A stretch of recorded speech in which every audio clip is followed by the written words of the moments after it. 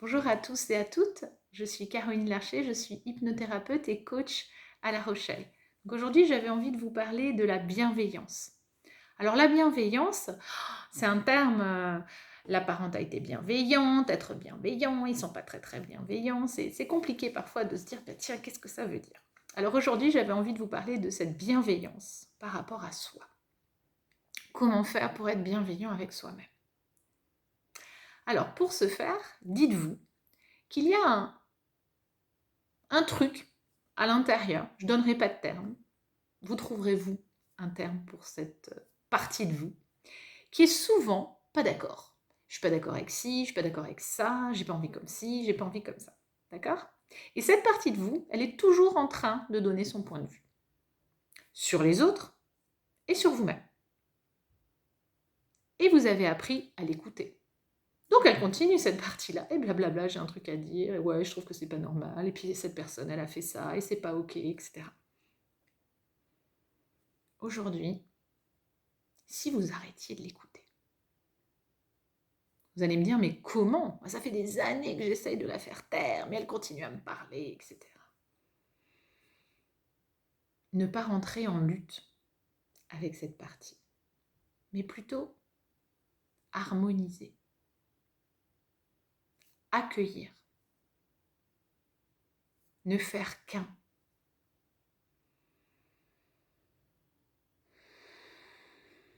Et souffler. Toute la journée, elle parle. Elle explique le monde, la vie, ce qui est normal, pas normal. Peut-être qu'elle a raison. Pourquoi pas? Et s'il n'y avait rien, qu'est-ce qui se passerait en fait? Si je ne disais rien, si je ne critiquais plus le monde qui m'entoure, et que j'apprenais à accepter la différence. Dans cette société, la différence, elle est mise en exergue. On parle que de différence. Différence homme, femme, blanc, black, etc., etc.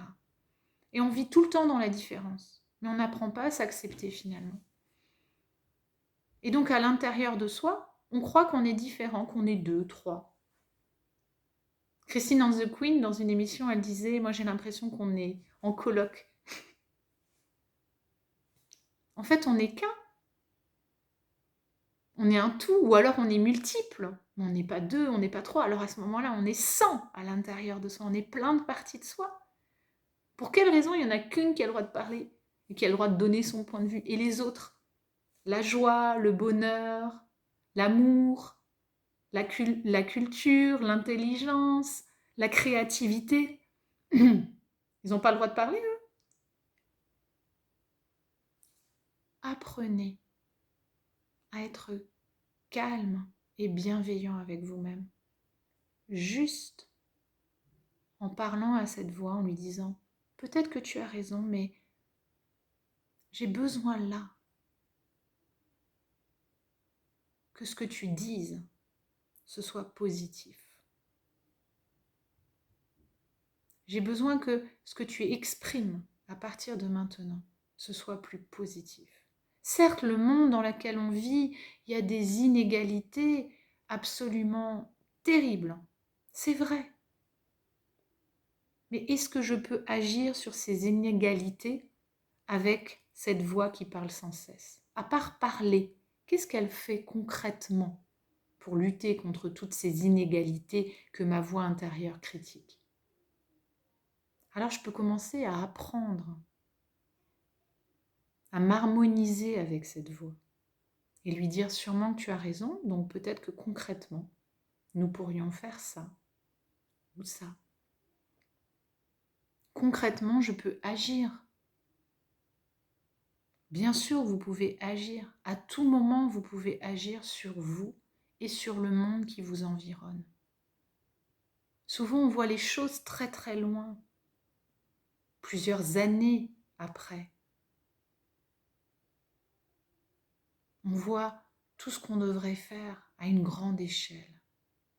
Et si on faisait les choses à une toute petite échelle?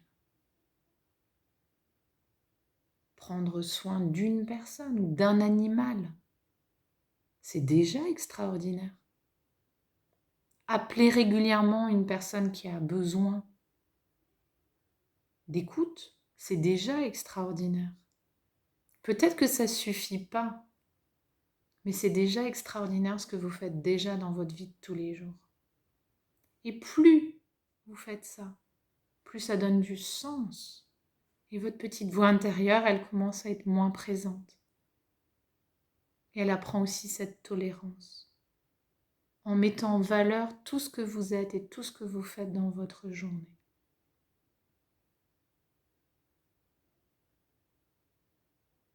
Chaque fois que vous dites quelque chose de négatif, tu n'es pas, tu n'aurais pas dû, il faudrait, transformez-le en quelque chose de positif.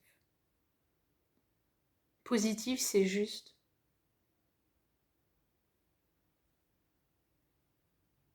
je fais de mon mieux. Tous les jours, je vais voir telle personne. Chaque semaine, j'appelle un tel. Et quand vous ferez ça de façon régulière, vous obtiendrez de la reconnaissance. C'est pas parfait. Et alors? Je ne suis pas parfaite. Je suis imparfait. Vous le saviez, non? Vous ne le découvrez pas aujourd'hui.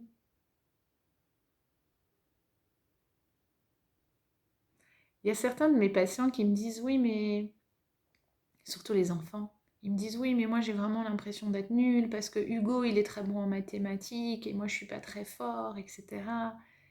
Et je lui dis mais est-ce que Hugo il est très fort en espagnol? Bah non. Ah, alors qu'est-ce qui fait qu'on prend Hugo comme exemple en mathématiques, Sébastien dans telle matière, Christine dans une autre matière? Donc c'est bien que cette personne, elle ne peut pas être bonne dans toutes les matières. C'est très rare. Il y en a quelques-uns, mais c'est très très rare. Et puis il n'est pas bon en musique et en danse, etc. Ce Hugo ou cette Christine. Elle n'a pas tous les talents. Mais on va uniquement parler d'un de ses talents et en disant je suis inférieure à cette personne parce que lui ou elle a ça. Et vous faites ça toute la journée avec vous-même. Alors prenez le temps d'être bienveillant avec vous-même. Respirez et congratulez-vous tous les jours en vous disant t'as fait ça, c'est chouette. Moi je dirais même c'est extraordinaire. Chaque fois que vous faites quelque chose pour quelqu'un ou pour vous-même, c'est déjà extraordinaire. Et plus vous allez multiplier les exemples dans la semaine, plus vous serez fier de vous, plus vous allez rebâtir votre confiance, votre estime et savoir pour quelle raison vous êtes ici, sur cette terre. Parce que ça donne du sens d'accompagner, d'aider, d'appeler, de prendre des nouvelles, de faire un gâteau pour quelqu'un. Parce que ce qu'on reçoit de l'autre quand on donne, c'est magique. Donc imaginez que vous fassiez ce cadeau tous les jours, ou même une fois par semaine. Vous imaginez toute la reconnaissance que vous recevrez. Ce sera vraiment magnifique. Je vous le souhaite en tout cas. À très bientôt.